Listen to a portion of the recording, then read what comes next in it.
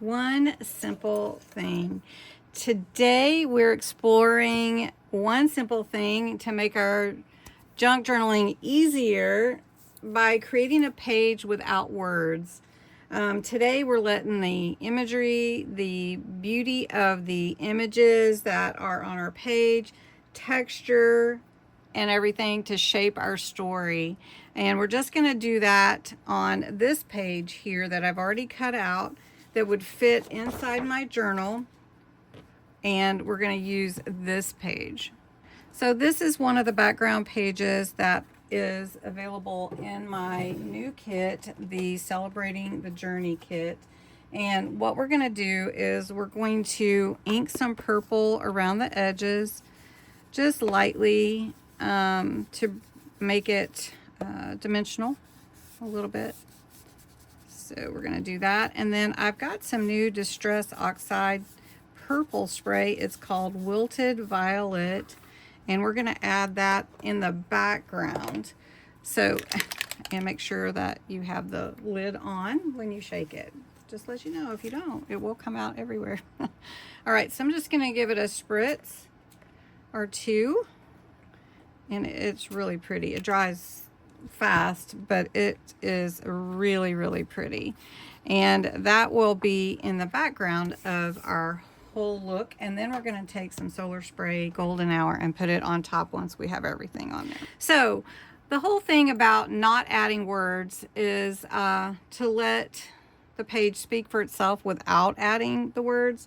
And so we're going to add some texture. I've got some this is drywall tape, so we're just going to add that on there like that, just on the side.